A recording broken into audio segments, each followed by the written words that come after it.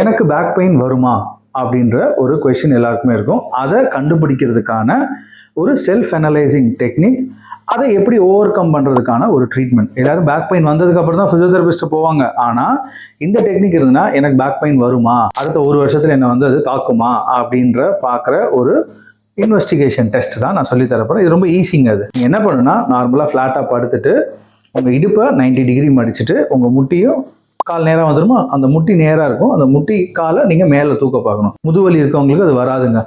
அந்த காலை முட்டிக்கு மேலே இருக்க காலை நீட்ட முடியாது, அவங்களுக்கு பயங்கர டைட்னஸ் இருக்கும். அதாவது உங்களோட ஹாம்ஸ்ட்ரிங் மசில் டைட்டாக இருக்கும் அப்படின்றது தெரியும். அந்த ஹாம்ஸ்ட்ரிங் மசில் டைட்டாக இருக்குன்னா you are welcoming to the back pain academy, நீங்கள் பேக் பெயின் குரூப்புக்குள்ளே வரப்போறீங்க அப்படின்னு அர்த்தம். அப்போ இந்த மாதிரி வந்துருச்சு சார், அப்போ இதுக்கு என்ன பண்ணணும்னா அதே டெக்னிக்கை ஹாம்ஸ்ட்ரிங் ஸ்ட்ரெச் அப்படின்னு சொல்லுவோம். நீங்கள் காலில் வந்து ஒரு ஷாலை வந்து காலில் மாட்டிட்டு அந்த ஹாம்ஸ்ட்ரிங் மசிலை நீங்கள் புல் பண்ணுற ஸ்ட்ரெச்சிங் எக்ஸசைசஸ், அதாவது மினிமலாக பெயின் ஃப்ரீ லெவலில் ஸ்ட்ரெச் பண்ணும். இன்றைக்கே இதை ஸ்ட்ரெச் பண்ணி நாளைக்கே வலி போயிருன்னு கிடையாது.